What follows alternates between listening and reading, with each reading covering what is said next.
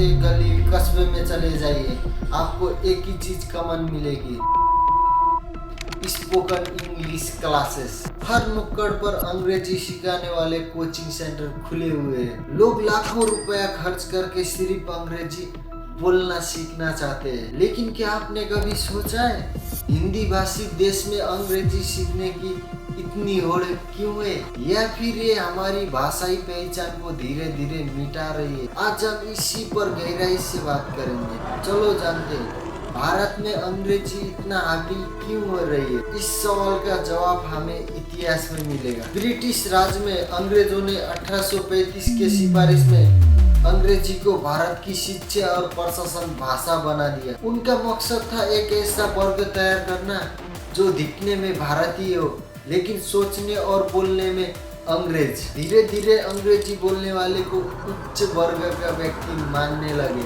लेकिन आज भी यही सोच जारी है। जैसे रोजगार, प्राइवेट जॉब में इंटरव्यू अंग्रेजी में ही होते, शिक्षा बड़े स्कूल और यूनिवर्सिटी में अंग्रेजी माध्यम को श्रेष्ठ माना जाता है। सोशल स्टेटस, जो व्यक्ति अंग्रेजी बोलता है उसकी ज्यादा इज्जत मिलती है, चाहे ज्ञान में कमी क्यों ना हो। और सबसे बड़ा, आज के यूथ सोचते हैं अगर मुझे आगे बढ़ना है, अच्छी नौकरी पानी है, विदेश जाना है, तो मुझे अंग्रेजी सीखना ही पड़ेगा। और यही वजह है भारत के लोग हिंदी को छोड़ के अंग्रेजी सीखने में जुटे हैं। लेकिन बाकी के देश तो अपनी भाषा में सीखते पढ़ते भाषा को बचा के रखा है। अब आप सोचिए, क्या जापान, जर्मन, चीन या कोरियन लोग भी अपनी भाषा को छोड़कर अंग्रेजी के पीछे भागते हैं? नहीं।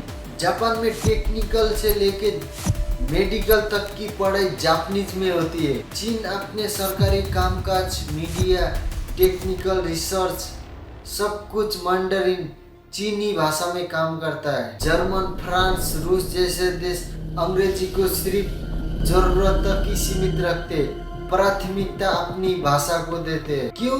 क्योंकि राष्ट्रवाद से जुड़ा भाषा उनके लिए गर्व है। सरकारें अपनी भाषा को संस्थागत सपोर्ट देती है। उनकी शिक्षा प्रणाली स्थानीय भाषा में ओरल क्लास है। उनके नागरिक को सिखाया जाता है कि तुम्हारी भाषा तुम्हारी ताकत है। पर भारत में उल्टा है, हम खुद अपनी भाषा को हीन भावना से देखते हैं। अब थोड़ा आंकड़े की बात करते हैं ताकि चीज और साफ हो। जैसे दुनिया में सबसे ज्यादा बोले जाने वाली भाषा, पहले नंबर पे है अंग्रेजी, 135 करोड़ लोग, जो मातृभाषा और दूसरा अंग्रेजी बोलने वाले लोग को शामिल किया है। दूसरे नंबर पे चीनी मैंडरिन, 111 करोड़ लोग। और तीसरे नंबर पे हिंदी, लगभग 60 करोड़ लोग। चौथे नंबर पर स्पेनिश, 55 करोड़ लोग। और 5 नंबर पे अरबी, 31 करोड़ लोग। तो आंकड़ा बताते कि हिंदी दुनिया की तीसरी सबसे ज्यादा बोले जाने वाली भाषा है।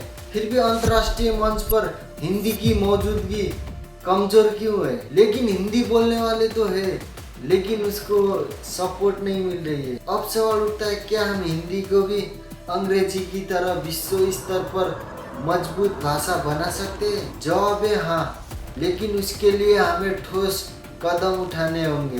तकनीक का उपयोग, chat GPT, Google, AI tools को हिंदी में ट्रेन करवाना होगा। हिंदी मीडिया, ब्लॉग्स और हिंदी एप्स को बढ़ावा देना होगा। और शिक्षा में सुधार, हायर एजुकेशन को हिंदी में उपलब्ध करवाना होगा। कॉम्पिटिटिव एग्जाम और टेक्निकल क्लासेस हिंदी में करना होगा। हिंदी में कोडिंग, साइंस और एंटरप्रेन्योरशिप पढ़ाया जाए। और सरकारी नीति में भी चेंज करना होगा।